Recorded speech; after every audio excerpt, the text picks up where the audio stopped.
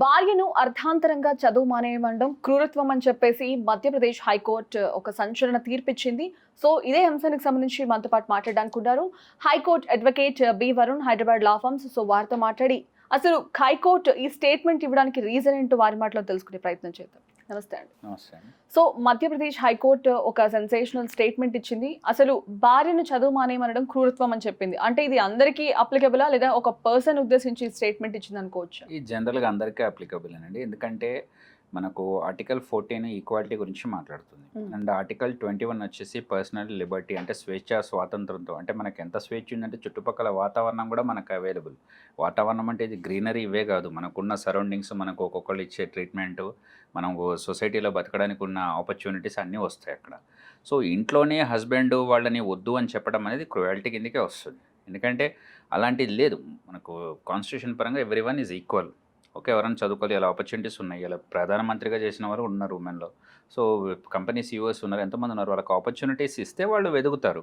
కానీ ఎదవకుండా ఎక్కడ వీరిని డామినేట్ చేస్తారో వీళ్ళని పైకి రానివ్వకుండా ఉంచి వాళ్ళదే డామినేషన్ నడవాలి అని చెప్పేసి చేయడం అనేది క్రూయల్టీ కిందకే వస్తుంది. కాబట్టి మధ్యప్రదేశ్ హైకోర్టు ఆ జడ్జ్మెంట్ ఇవ్వడం జరిగింది. సో స్టేట్మెంట్ ఇచ్చింది అక్కడ వరకు ఓకే. సో ఇది రీజన్ బేస్ చేసుకుని విడాకులు మంజూరు చేయడం అనేది ఎంతవరకు కరెక్ట్ అంటారు? అంటే విడాకులు అనేది ఒకప్పుడు అంటే కొన్ని కొన్ని ఆస్పెక్ట్స్లో వచ్చేవండి. ఇప్పుడు మనకు అది చూస్తే పెద్దగా గ్రావిటీగా అనిపించదు. కానీ ఆ పర్సన్స్ వాళ్ళు ఎలాంటి ఫేస్ చేశారేమో. ఇప్పుడు కొందరు ఎట్లుంటారంటే ఏదో విషయంలో వాళ్ళు హట్ అయ్యి ఇంట్లో భోజనం చేసే దగ్గర కూడా ఆ టాపిక్ తీస్తుంటారు, లేకపోతే ఇంకేదైనా డ్రెస్ సరిగా లేదని ఆ టాపిక్ తీస్తుంటారు. వాళ్ళు హౌ మచ్ గ్రావిటీ ఒక ఇష్యూ అయి ఉంటుంది వాళ్ళకి, వాళ్ళు ఎన్ని ఫేస్ చేసి ఉంటారు. సో వాళ్ళ క్రూయాలిటీని తట్టుకోలేక, ఎందుకంటే తను చదువు ఎందుకు మానేపియాలనుకున్నాడు, తను చదువుకుంటే తను జాబ్ కొడుతుంది, అందులో ఏదో గవర్నమెంట్ జాబ్ కొట్టింది అనుకోండి, పెద్ద పొజిషన్లో ఉంటుంది, తను ఎప్పుడు కూడా తక్కువగానే అనిపిస్తాడు. ఇవన్నీ కూడా మైండ్లో పెట్టుకొని ఇల్ ట్రీట్మెంట్ క్రూయాలిటీగా జరుగుతుంది. మరి ఈ ఎదుగుదలకి కోఆపరేట్ చేయని వ్యక్తితో నేను ఎందుకు ఉండాలనేది కూడా ఆ అమ్మాయి ఆలోచించి ఉండొచ్చు కదా. ఎందుకంటే ఎంత ఫేస్ చేసింది ఎవరికి తెలుసు. ఇవాళ ఎంత సాఫ్ట్వేర్ ఇండస్ట్రీలో ఎంతమందికి డైవర్సెస్ వస్తున్నాయి. ఎందుకంటే ఇద్దరికి మంచి శాలరీ ఉంది, 2BK 3BK అన్నిట్లో ఉంటున్నారు, కానీ ఏంటంటే ఒకరికొకరికి కుదరట్లేదు. సో ఇప్పుడున్న సొసైటీలో మనం చాలా అప్డేట్ అవుతున్నాం, చాలా అప్గ్రేడ్గా ముందుకెళ్తున్నాం. అలాంటప్పుడు ఇలాంటి ఇష్యూని బేస్ చేసుకుని, అంటే హిందూ వివాహ చట్ట ప్రకారం విడాకులు మంజూరు చేయొచ్చు అని కోర్టు అలా చెప్పేసింది కదా, అది ఎంతవరకు కరెక్ట్? అంటే ఇప్పుడు మధ్యప్రదేశ్లో ఓకే, ఇప్పుడు కొన్ని స్టేట్స్లో కొన్ని కంట్రీస్లో మనం చూసుకున్నట్టయితే చాలా అప్డేట్, చాలా అండర్స్టాండింగ్ హస్బెండ్స్ ఉన్నారు, అండర్స్టాండింగ్ వైఫ్స్ ఉన్నారు. అది ఏ విధంగా అప్లికేబుల్ అసలు? అంటే కోర్టు అయినా ఇప్పుడు మనకు అంటారు ఏదైనా ఇష్యూ ఉంటేనే కాల్ సెంటర్కి వెళ్ళినట్టు, కోర్టు కూడా ఏదైనా ఇష్యూ ఉంటేనే తీసుకుంటుంది. ఇప్పుడు హస్బెండ్ వైఫ్కి ఇప్పుడు మార్నింగ్ వాళ్ళు గట్టిగా మాట్లాడుకోవచ్చు, ఈవినింగ్ కూల్ అయిపోవచ్చు. వాళ్ళు మంచిగా ఉన్నంత వరకు ఎవరు ఇన్వాల్వ్ కారు. ఏదైనా వాళ్ళ దగ్గర ఒక కంప్లైంట్ వస్తేనే పోలీస్ స్టేషన్ కానీ లేకపోతే అడ్వకేట్ దగ్గరకు వచ్చి ఏదైనా ఇష్యూ అయిందా కానీ అప్పుడు కానీ వాళ్ళు టేకప్ చేయరు. అప్పుడు ద లెవెల్ ఆఫ్ గ్రౌండ్స్ కూడా చూస్తుంటారు. మన దగ్గర జనరల్గా డైవర్స్ కానీ ఏదైనా సిల్లీ రీజన్స్ అనేది ఉండవు. ఏదైనా ఇష్యూ అయితేనే మన దగ్గరకు ఇస్తారు. అది జ్యుడిషియల్ సపరేషన్ కావడవచ్చు. ఈ మధ్య కొన్నిట్లో మ్యూచువల్ దాంట్లో 13Bలో కూలింగ్ ఆఫ్ పీరియడ్ లేకుండా, కొంచెం కంటెస్టెడ్ దాంట్లో కొంచెం టైం పట్టేట అలా చాలా ఉన్నాయి. ఇప్పుడు అండర్స్టాండింగ్ అనేది కొన్ని విషయాలు ఎలా ఉంటుందంటే అండి, డైవర్స్ తీసుకోవడానికి కూడా అండర్స్టాండింగ్ ఉంది. అంటే ఇది డివోర్స్ ఇచ్చేంత సీరియస్ రీజన్ అనుకోవచ్చు అసలు ఇది? అంటే మనకు చూస్తే కొంచెం అనిపిస్తుందండి, కానీ వాళ్ళ సిచ్యువేషన్ ఎలా ఫేస్ చేస్తారో తెలియదు కదా. ఇప్పుడు వాళ్ళ ప్లేస్లో ఉన్న వాళ్ళకే తెలుస్తుంది. ఇప్పుడు చదువుకున్న అమ్మాయి అంత తెలియకుండా ప్రవర్తించదు కదా. మనం ఒక స్టేట్మెంట్ చూస్తాం, ఇంతేనా అనుకుంటాం, కానీ వాళ్ళే ఎంత ఫేస్ చేసి చివరికి ఆ విషయంలో వచ్చే వరకు, అంతకుముందు కూడా ప్రైమా ఫేషియా ఎన్నో ఫేస్ చేసి ఉండొచ్చు ఆ హస్బెండ్ తోటి. చివరికి చదువు దగ్గర కూడా నన్ను ముందుకు రానియడాని ఆ క్రూయల్టీ ఎలా ఉందో, తను ఏమైనా కొట్టారో లేకపోతే అబ్యూజివ్ వర్డ్స్ వాడారేమో, ఇక ఇతనితో నాకు కాదనుకుందేమో. సో నార్మల్గా చాలా మంది డిస్ప్యూట్స్ వచ్చినప్పుడు డివోర్స్కి అప్లై చేస్తారు, కోర్టుని అప్రోచ్ అవుతారు. సో అటువంటి వారికి కూడా కోర్టు ఒక 6 months ఎంతో టైం ఇస్తోంది. పీరియడ్ ఆఫ్ టైంలో మనస్తత్వాలు ఏమన్నా మారొచ్చేమో అని చెప్పేసి తిప్పుతూ ఉంటారు. సో ఇటువంటి వాటికి కూడా అలా టైం ఇస్తారా? ఎట్లాంటి వాటికైనా జనరల్గా ఇంతకుముందు జ్యుడిషియల్ సపరేషన్ ఉండేది. అదేంటంటే ఇప్పుడు మ్యూచువల్ ఉంటుంది, కంటెస్టెడ్ ఉంటుంది. నేను చెప్పుకున్నట్టు మ్యూచువల్ 13B పరంగా హిందూ మ్యారేజ్ యాక్ట్ 1955 పరంగా ఉంటుంది. కంటెస్టెడ్ అంటే 13(1)(1)(a)లో వస్తుంది కంటెస్టెడ్. అంటే మ్యూచువల్ అంటే ఇద్దరు కలిసి తీసుకోవాలంటుంది. కంటెస్టెడ్లో ఏంటంటే ఒకరికి ఉంటుంది, ఒకరికి ఉండదు. అది కొన్ని టైం పడుతుంది అది. కానీ ఈ మధ్య ఎలా ఉందంటే అండర్స్టాండింగ్ అనేది డైవర్స్లో కూడా వెళ్ళింది కొన్ని కపుల్స్లో. ఎందుకంటే ఒక అపియరెన్స్ ఒక హీరింగ్లో ఆర్డర్ వచ్చేస్తుంది. ఏదైనా పెట్టిపోతలు అప్పుడు ఇచ్చినా కూడా వాళ్ళు అవుట్ సైడ్ కోర్ట్ సెటిల్మెంట్ చేసేసుకొని ఆ మ్యూచువల్గా అప్లై చేస్తారు. ఇప్పుడు మనకు కల్పతరు కోర్టు ఉంది, అక్కడ చాలా మటుకు కూడా 13B కేసెసే ఉన్నాయి. ఎందుకంటే వై లాంగ్ డ్యూరేషన్, ఎలా కూలింగ్ ఆఫ్ పీరియడ్ లేదని సుప్రీంకోర్టు చెప్పింది. అది మెయిన్గా మ్యూచువల్ వాటికే వర్తిస్తుంది. సో ఎక్కువ డ్యూరేషన్ ఉండకుండా వాళ్ళే బయట మాట్లాడేసుకొని కోర్టుకు వచ్చి వన్ అపియరెన్స్ వన్ హియరింగ్లో వాళ్ళకు ఆర్డర్ చేస్తుంది ఓకే. డిజల్యూషన్ ఆఫ్ మ్యారేజ్ అని అయిపోయింది. సో మీరన్న మాట ప్రకారం ఇప్పుడు ఇది చదువుకోవడం ఆయనకి ఇష్టం లేదు కాబట్టి ఆవేయమంటున్నారు. బట్ పెళ్లికి ముందు ఈ టర్మ్స్ అండ్ కండిషన్స్ ఒప్పుకుంటారు. సో పెళ్లి అయ్యాక కూడా నువ్వు కంటిన్యూ చెయ్యంటారు. మరి పెళ్లికి ముందు ఒప్పుకున్న దానికి పెళ్లి అయ్యాక కంటిన్యూ చేస్తానంటే ఎందుకు కండిషన్స్? పెళ్ళి అనేటప్పుడు ఈ రోజులలో యాక్చువల్గా చాలామంది గర్ల్స్ కేరియసిటీ అనేది ఉండదు. వాస్తవం మాట్లాడుకుంటే మన ప్రొపోర్షనల్ కూడా ఒక 900 మెంబర్స్ స్టాటిస్టిక్స్ తీసుకుంటే కూడా అంత ప్రొపోర్షనల్గా ఉమెన్ లేరు. ఎవరు దొరకడం కూడా కష్టమైపోతుంది కాబట్టి ఎంతోమంది చాలా టర్మ్స్ అండ్ కండిషన్స్ చెప్తారు. కానీ ఆఫ్టర్ మ్యారేజ్ తనది అయిపోయిన తర్వాత సిచ్యువేషన్ మారుతుంది. పోనీ ఈయనకు ₹1,00,000 జీతం మీద కూడా పెద్ద మంచి బ్రాడ్గా ఉండే జాబ్ కానీ ఏదైనా ఉందనుకోండి, అక్కడ సిచ్యువేషన్ వేరే ఉంటుంది. కానీ తను కొంచెం షార్ప్గా ఉండే ఇంటెలిజెంట్ ఉండే ఏదైనా మంచి జాబ్ కొట్టుకుంటే నేను తక్కువ అయిపోతా, అందరూ నన్ను తక్కువ చూస్తారని ఇన్ఫీరియారిటీ కాంప్లెక్స్ కానీ మిగతా ఉండొచ్చు. ఇది చదువుకు వచ్చే వరకు మేబీ లాస్ట్ థింగ్ అండి. అంతకుముందు తను ఎన్నో చూసి ఉండొచ్చు కదా. ఇప్పుడు మనం పేపర్ స్టేట్మెంట్ చూస్తే ఓహో దీనికైనా డైవర్స్ అని అనుకుంటున్నాం. కానీ మ్యారేజ్ కూడా 3-4 ఇయర్స్ అయి ఉండొచ్చు. ఓకే. కానీ ఎన్నో ఫేస్ చేసి ఉండొచ్చు. ఇతను నన్ను ముందుకు తీసుకెళ్ళడం అనేది లాస్ట్ ఎక్కడో ఒక స్టడీ పాయింట్లో తను పెట్టింది కాబట్టి అక్కడి నుంచి మనకు బయటకు వచ్చేసింది న్యూస్. కానీ అంతకుముందు కూడా ఎన్నో ఫేస్ చేసి ఉండొచ్చు. మంచి ముందు పెళ్ళికి ముందు ఒక మాట, తర్వాత మాట్లాడడం కూడా కరెక్ట్ కాదు అది. వాళ్ళు ఎందుకంటే వాళ్ళ గ్రోత్ని చూసి, వాళ్ళ ఇంటెలిజెన్స్ చూసి వీళ్ళ ముందు మనం పనికిరాము, వీళ్ళు జాబ్ చేస్తే మనకు వినరు. That's it. సో దీనికేమీ రైట్స్ ఏం లేవా కేసు పెట్టడానికి? ఎందుకంటే అప్పుడు ఒప్పుకునే పర్సన్ ఇప్పుడు ఒప్పుకోవట్లేదు.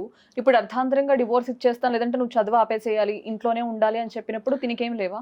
యాక్చువల్గా ఏంటంటే అండి, చదువు పేరు మీద డైవర్స్ ఇస్తాననటం కానీ తీసుకోవటం అనేది చాలా క్రూయల్ అది. ఎందుకంటే ఎప్పుడైనా డైవర్స్కి వస్తే బాగా మనుషులు హర్ట్ అయిపోతే, బేసికల్గా నా ఫేస్ విషయంలో కానీ లేకపోతే పిల్లలు కారు ఇంపార్టెన్స్ కానీ ఇంకోటి ఉంటే కానీ అక్కడ ఆప్షన్ లేదు మనకి.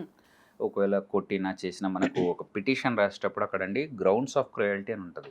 అక్కడ వాళ్ళు అంతా స్పెసిఫై చేయాలి. కోర్టు కూడా జడ్జి కూడా ఈజీగా ఇవ్వరు, మెజిస్ట్రేట్ కూడా ఈజీగా ఇవ్వరు. అసలు ఏం జరిగింది, ఒకళ్ళు కొడితే కూడా ఇంజురీస్ అన్నీ ఉండాలి. అది పీక్స్ లెవెల్లో ఉండి ఇక వద్దు వీళ్ళని సపరేట్ చేస్తే డిజల్యూషన్ ఆఫ్ మ్యారేజ్ అంటారు, without caste or with caste separate చేస్తే ఇక బెస్ట్, వీళ్ళు హాయిగా ఉంటారు అన్న అభిప్రాయానికి వస్తారు. కానీ చదువు పేరు మీద డైవర్స్ అడగటము లేకపోతే ఇస్తా అనటం, నువ్వు చదువుకుంటే ఇక నా మాట వినవు, ఇక నన్ను డామినేట్ చేస్తాను అనేది చాలా క్రూయాలిటీ అండి. అట్లాంటి వాళ్ళని యాజ్ ఎ లాయర్ వాళ్ళని వదులుకోవడమే బెస్ట్. ఎందుకంటే తను కంటిన్యూ చేసి సంసారం చేస్తే నరకం చూస్తుంది అతనితోటి. సో అదొక రీజన్ కాదు, అది ఓకే. చాలా మంది ఏ రీజన్ లేకపోయినా ఇలాంటి స్టూపిడ్ రీజన్స్ చూపించి వదిలించుకోవాలని కూడా చూస్తూ ఉంటారు. అట్లాంటి వాళ్ళని మేము కోర్టుకు వెళ్తున్నాం కాబట్టి అడ్వకేట్గా వదులుకోవడమే బెస్ట్ అండి. ఎందుకంటే కొందరు ప్రముఖులు అన్నారు ఒక మాట, రిలేషన్షిప్ అనేది మీరు ఒకరితో ఉంటే any relation, it it be friendship or any personal relation or relatives or whosoever, వాళ్ళు ఉండటం వల్ల మీకు ఎంతో సపోర్టివ్గా ఉండాలి. ఏదైనా ఇష్యూ వచ్చినా వాళ్ళతో షేర్ చేసుకోవచ్చు. ఏదైనా కూడా నాకు ఒకళ్ళు ఉన్నారన్న భావనతో ఉంటే it will last for long run. కానీ ఆ రిలేషనే మీకు హెడేక్ అయిందనుకోండి, ఆ రిలేషన్ వల్లే మీకు ఇష్యూస్ వస్తే బెటర్ డిజాల్వ్ దట్ రిలేషన్. ఇప్పుడు ఆ అమ్మాయికి ఏం హ్యాపీనెస్ ఉంది తన ద్వారా? ఇంకా కంటిన్యూ చేస్తే, ఎందుకంటే చదువుకే అని ఇట్లా అంటున్నాడంటే రేపు ఉద్యోగం చేసి ఆఫీసులలో వెళ్ళి జాబ్లు చేసుకునేదని చేస్తే ఎన్నో అఫేర్స్ అవన్నీ పెట్టేవాడే. అట్లాంటి వాడితో ఉండటం పెద్ద నరకమే. దాని బదులు సపరేట్గా ఉండడం బెస్ట్. ఎందుకంటే అది చూసి జడ్జ్మెంట్ చూసే చెప్తున్నాం మనం కూడా. సో అట్లాంటి వాళ్ళు ఎవరో కొన్ని సిల్లీ రీజన్స్ చూపించేసే వాళ్ళతో ఉండటం కూడా అవసరం లేదండి. సో ఇది పక్కన పెడితే ఇప్పుడు ఇంకా ఫ్యూచర్ ఇటువంటి కేసెస్ రాకపోవు, వస్తాయి కూడా. సో చాలా మంది ముందు ఒప్పుకుంటారు, తర్వాత స్టడీస్ కంటిన్యూ చేయడానికి కొంతమంది చదివిస్తారు. సగంలో కొన్ని ఇంట్లో మాటలు వినో లేకపోతే ఎవరొకరు ఏవో చెప్తూ ఉంటారు, వేరేలా పోర్ట్రై చేస్తూ ఉంటారు. బయటికి పంపించడం అవసరం అంటావా, ఇలా ఉంది బయట సొసైటీ అని చెప్పేసి మాటలు అంటారు. సో మాటల వల్ల మైండ్ సెట్ మారిపోయి చాలా మంది చదువులు మాన్పించేసి ఇంట్లో కూర్చో అని చెప్పిన సందర్భాలు ఉన్నాయి. దానివల్ల ఫ్యామిలీ రిలేషన్షిప్స్ దెబ్బతిని గొడవలయ్యి చాలా సిచ్యువేషన్స్ మనం చూస్తున్నాం కూడా. సో అటువంటి వారికి ఏం చెప్తారు? యాక్చువల్గా ఏంటంటే అండి, చదివించటం అనేది కూడా ఒక రకంగా ఇన్లాస్ ఇంటికి వెళ్ళినాక జరగకూడదు కాదు. కనీసం బేసిక్ డిగ్రీ మాత్రం వీళ్ళే చదివించాలి. ఎందుకంటే చదివించడం అనేది వాళ్ళ డ్యూటీ కాదు. యాక్చువల్గా జాబ్ చేస్తా అంటే తన పర్సనల్ లిబర్టీ, తనకి ఏమైనా డ్రీమ్ అంబిషన్ ఉండి నేను పోలీస్ కావాలి, నేను కలెక్టర్ కావాలి, ఏదన్నా అనుకోవచ్చు. కానీ చదువు అనేది ఇక్కడే కంప్లీట్ చేయడం నా ఒక పర్సనల్ ఒపీనియన్ అనమాట. వీళ్ళే చదివించాలి. తర్వాత వాళ్ళు ఏదైనా ఎంఎస్ఓ ఏదైనా చేస్తే okay, it's up to their wish. కానీ చాలామంది జనరల్గా లేడీస్ ఎలా ఉంటారంటే ఎవరు కూడా ఉద్యోగాలకి రావడానికి కంటిన్యూ చేయరు. ఓకే, అప్పుడున్న ఫైర్ కానీ ఏదైనా అచీవ్ చేయడము, మ్యారేజ్ అయ్యి పిల్లలైనాక ఉండదు. వీళ్ళే కొంచెం డ్రాప్ అవుట్ అవుతారు. ఓకే, ఎవరు సీరియస్గా చేయాలనుకుంటే మాత్రం దే కెన్ కంటిన్యూ. కానీ ఈ రీజన్స్ అనేది అడ్డంకు ఉండొద్దు. వాళ్ళు ఓకే. ఎటుబడి if they want to achieve, మనం కొంచెం చూసాం పోలీస్ వాళ్ళైనా ఏదైనా యంగ్ ఏజ్లో మ్యారేజ్ అయినా కూడా వాళ్ళు అచీవ్ చేశారు. ఐపీఎస్ ఆఫీసర్లు కూడా అయినారని మనం న్యూస్లో చూస్తుంటాం. వాళ్ళు ఉమెన్ ఎలా అచీవ్ చేశారు, first women to do something అంటే ఎన్నో స్ట్రగుల్స్ చేసి వచ్చారు. So if they want they can go head. కానీ ఎడ్యుకేషన్కి వేరే పేరెంట్సే ఒక డిగ్రీ వరకు, ఒక గ్రాడ్యుయేట్ అయ్యే వరకు పేరెంట్సే చూసుకుంటే తర్వాత జాబ్ తను తెచ్చుకొని you can move forward. Okay. ఇప్పుడు మామూలుగా కంపెనీలో ఎంప్లాయీగా సీఈఓ వరకు కూడా వెళ్ళిన అవకాశాలు ఉన్నాయి. సో అట్లాంటప్పుడు వాళ్ళే చేసుకోవాలి. కానీ ఇది గ్రౌండ్ షుడ్ ఉండకూడదు. ఏదైనా ఎడ్యుకేషన్ వాళ్ళే ఇంటికి కంప్లీట్ చేసి జాబ్కి వచ్చే వరకు, అండ్ వీళ్ళు కూడా మాట మార్చకూడదు.